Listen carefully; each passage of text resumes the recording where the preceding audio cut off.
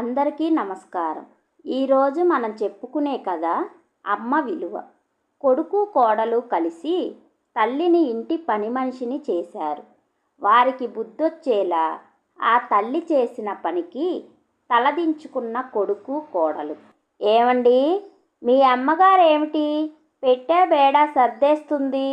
ఎక్కడికైనా వెళ్తున్నట్లు మీకేమైనా చెప్పిందా? తాపీగా పేపర్ చూస్తున్న శ్రీధర్ దగ్గరకు గాబరాగా వచ్చి అడిగింది సుజాత. పేపర్లో నుండి తలెత్తి, నాకేం చెప్పలేదే, ఎక్కడికి వెళ్తుందో అడగలేకపోయావా అన్నాడు శ్రీధర్. ఏమో, నాకేం తెలుసు, ఆవిడ నాకేం చెప్పదు, మీరు వెళ్ళి అడగండి మొహం మార్చుకొని అంది సుజాత. ఏంటి, మళ్ళీ మీరిద్దరేమైనా గొడవ పడ్డారా? భార్య వంక అసహనంగా చూశాడు శ్రీధర్. ఏముంది చెప్పడానికి, నిన్న ఏదో మాట అనుకున్నాము, ఇదేమైనా మాకు కొత్త? తనని తాను సమర్థించుకుంటూ అంది సుజాత. వెళ్ళి అడగండి, ఆమె చాలా సీరియస్గా అన్నీ సర్దుకుంటుంది. మన బుజ్జి వెళ్ళి అడిగితే ఇంట్లో నుండి వెళ్ళిపోతున్నాను నాన్న అని అందట. ఈలోగా బుజ్జి కావ్య అక్కడికి పరిగెత్తుకుంటూ వచ్చారు. అమ్మా, నాన్న, మరే నానమ్మ వెళ్ళిపోతుంది ఏడుస్తూ అన్నారు. శ్రీధర్ లేవబోయే లోపలే, శ్రీధర్, నేను వెళ్తున్నానురా, ఇవాళ ఆదివారం కదా, మీరు ఇంట్లోనే ఉంటారని ఈరోజు పెట్టుకున్నాను ప్రయాణం అంటూ వచ్చింది తల్లి. ఏంటమ్మా, ఎక్కడికి ప్రయాణం? రజనీ దగ్గరికా?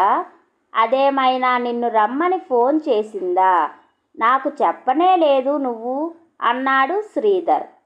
రజనీ దగ్గరికి కాదు, ఇక మీదట నేను ఎవరికీ భారం కాకుండా నా పొట్ట కోసం నేనే తిప్పలు పడాలని నిర్ణయించుకున్నాను అని సమాధానం చెప్పింది.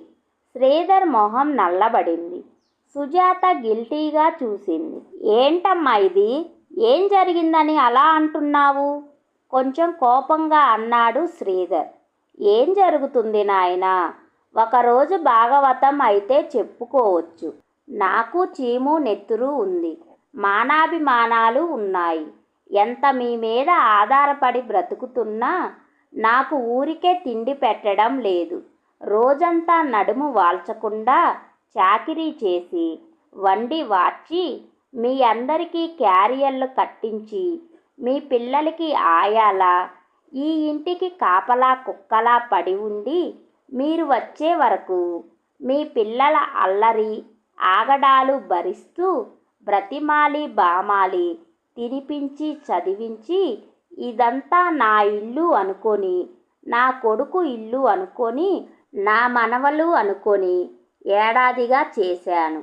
ఈ ఇంట్లో చేసే ఈ చాకిరీకి ఎవరైనా కళ్ళకద్దుకొని ఇంట్లో ఉంచుకొని తిండి పెట్టి కనీసం 4-5 వేలు ఇస్తారు. నేనేమో మీకు గుదిబండనై ఊరికే తిని కూర్చుంటున్నట్లు భారమై ఎందుకు బాబు ఉండటం ఇక్కడ? కన్నతల్లి అన్న అభిమానం గౌరవం లేకపోయినా మనకు ఇంత చేస్తుందే అనే భావన కూడా మీకు లేకపోయినప్పుడు ఇక్కడ నేనెందుకు పడి ఉండాలి? ఈ చాకిరీ ఎక్కడ చేసినా నా రోజులు దివ్యంగా వెళ్ళిపోతాయి. కన్నతల్లి స్థానం నాకు ఈ ఇంట్లో లభించనప్పుడు కసుర్లు విసుర్లు తింటూ మీకు భారమై ఉండకూడదని నిర్ణయించుకున్నాను. నా చాకిరీకి విలువ కట్టి డబ్బు ఇచ్చే చోటికి వెళ్తున్నాను అంది పార్వతమ్మ. సుజాత మొహం మాడిపోయింది. గాబరాగా శ్రీధర వైపు చూసింది. భార్య వంక చూస్తూ, అంతా నీ వల్లే, అనుభవించు అన్నట్లు చూస్తూ తల్లిని సముదాయిస్తున్నట్లు, ఏమిటమ్మా, అత్తాకోడళ్ళు మాట అనుకోవడం లోకంలో ఏమైనా కొత్త? అంత మాత్రానికే ఇల్లు వదిలి వెళ్ళిపోతా అంటావేంటి? నీ వరస బాగాలేదమ్మా కాస్త కోపంగా అన్నాడు శ్రీధర్. అవును నాయనా, నా వరస బాగుండదు. కాస్త మాటలకి ఎవరూ ఇల్లు వదలరు బాబు. నాకు మనసు అనేది ఉంది. ఏదైనా హద్దు దాటినప్పుడే తెగింపు వస్తుంది. ఆఫీసుకి వెళ్ళే ముందు నీ భార్య అరటిపండ్లు లెక్క చూసుకుంటుంది. పాలగిన్నె చూసుకుంటుంది నీ భార్య. నేనేదో ఇంట్లో పడి అందిందంతా దోచుకు తింటున్నానని పిల్లి మీద ఎలుక మీద పెట్టి అంటుంది. నాది నోరే, నాది కడుపే. ఒక పండు, ఒక లడ్డు తినే స్వతంత్రం లేని ఈ ఇంట్లో నాకేం ఉందని ఉండాలి? శ్రీధర్, ఊరికే చేసే చాకిరీకి ఇంట్లో ఎప్పుడూ విలువ ఉండదయ్యా. నేను వెళ్ళాక జీతం ఇచ్చి పని మనిషిని పెట్టుకుంటే కానీ నేను మీకు ఏం చేశాను, ఎంత చేశానో అర్థం కాదు. పరాయి చోట నాకు నచ్చితేనే చేస్తాను, లేదంటే ఇంకో ఇల్లు చూసుకుంటాను. ఒక గుడికి వెళ్ళాలన్నా నిన్ను డబ్బు అడుక్కొని కసిరించుకునే బ్రతుకు నాకు వద్దు. కష్టపడి సంపాదించుకుంటాను, తింటాను. నా పిల్లల్ని చూడాలి అనిపించినప్పుడు ఒకరోజు వచ్చి చూసి వెళ్తాను. ఈ స్వేచ్ఛ లేని బ్రతుకు కంటే పరాయి ఇంట్లో వంట ఆవిడగా బ్రతకడంలోనే నా ఆత్మగౌరవం నిలుపుకోవాలని నిర్ణయించుకున్నాను అని పార్వతమ్మ ఖచ్చితంగా అంది.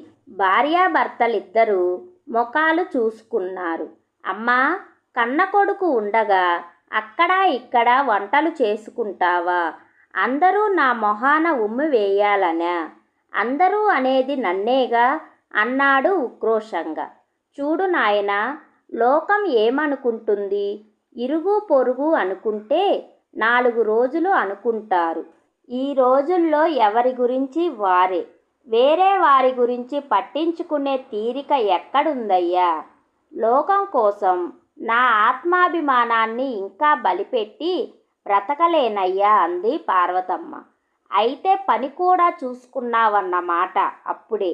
ఎక్కడా? ఎవరింటికి వెళ్తున్నావు వంట మనిషిగా? ఎటకారంగా అడిగాడు. ఎవరో పిల్లల తల్లి, మీలాగే ఉద్యోగస్తులు. 2 పిల్లలతో అవస్థపడుతుంది. మీలాంటి పెద్ద దిక్కు కావాలి బామ్మగారు. ఎవరైనా ఇంట్లో ఉండేటట్లుగా అని అడిగింది. కన్నతల్లి విలువ తెలియని మీ ఇంట్లో పడి ఉండే కంటే కన్నతల్లిలా ఆదరిస్తానన్న ఆ చోటు నాకు నచ్చింది అని చెప్పింది పార్వతమ్మ. సుజాత, ఇలారా గట్టిగా పిలిచాడు శ్రీధర్. వెళ్ళు, ముందు వెళ్ళి అమ్మకు క్షమాపణ చెప్పు. ఆవిడ ఇంట్లో నుండి వెళితే ఆవిడ అన్నట్లు నష్టం ఆవిడకు కాదు, మనకు. ఆవిడ వెళితే మన పాట్లు కుక్కలు కూడా పడవు. బుద్ధొచ్చింది, గౌరవంగా చూస్తానని చెప్పు. ఇంకా కాదంటే కాళ్ళు పట్టుకో. అలా చేయను అంటే నీ కర్మ. ఎన్ని వందలిచ్చినా నీకు ఇలా చాకిరీ చేసే మనిషి దొరకదు అన్నాడు. సుజాత అప్పటికే భయపడింది. అత్తగారు లేకుండా ఇల్లు ఎలా మేనేజ్ చేయాలన్న ఆలోచన భయం పుట్టించగా అత్తగారిని క్షమించమని అడగడం తప్ప వేరే దారి లేదని ఆమె ఆలోచిస్తుంది. నల్లబడిన మొహంతో హాల్లోకి వెళ్ళింది. అత్తయ్య, పొరపాటయింది, క్షమించండి.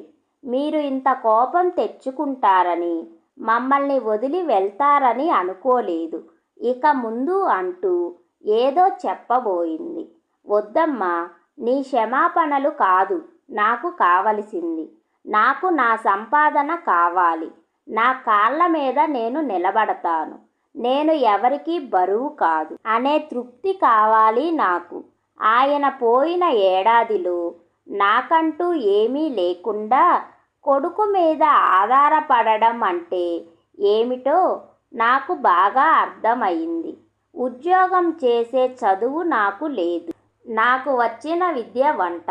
అది చేసుకుంటూ వీలైతే 4 చిన్నపిల్లలకు చదువు చెప్పుకుంటూ ఇంకా కావాలంటే ఊరగాయలు, అప్పడాలు అమ్ముకుంటూ అయినా నా బ్రతుకు నేను గౌరవంగా బ్రతకవచ్చు అన్న ఆలోచనే నన్ను ఈ ఇంటి నుండి బయటకు వెళ్ళగలిగే ధైర్యాన్ని ఇచ్చింది. నాకు కావలసింది జీతం ఇచ్చి పెట్టుకునే వాళ్ళు కావాలి. నువ్వు జీతం ఇస్తానంటే చెప్పు, ఉంటాను, లేదంటే నేను చూసుకున్న ఇంటికే వెళ్తాను అంది పార్వతమ్మ. అంటే నువ్వు ఇంట్లో ఉండాలంటే మేము జీతం ఇవ్వాలా అమ్మా అన్నాడు శ్రీధర్. అవును నాయనా, ఊరికే చేసే చాకిరీకి విలువ ఎలా ఉండదో ఊరికే తినే తిండికి గౌరవం ఉండదు. తల్లి విలువ మీలాంటి వారికి ఎలాగూ తెలియదు. కనీసం తల్లికి విలువ కట్టైనా డబ్బు ఇచ్చి రుణం తీర్చుకోండి అని పార్వతమ్మ నవ్వుతూ అంది.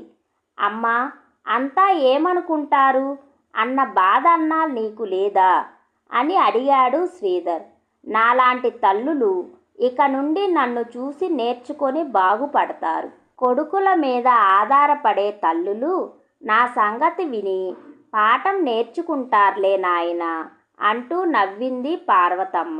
వెళ్ళడానికి పెట్టె పట్టుకుంది పార్వతమ్మ. శ్రీధర్ గాబరాగా ముందుకు వచ్చి పెట్టె లాగి, అమ్మా అలాగే డబ్బిస్తాను, ముందు నువ్వు లోపలికి రామ్మా అని అన్నాడు. 1 నెల అడ్వాన్సు ముందుగా ఇవ్వాలి సుమా అని అడిగింది ఆమె. శ్రీధర్, సుజాత నిస్సహాయంగా ఒకరి ముఖాలు ఒకరు చూసుకున్నారు.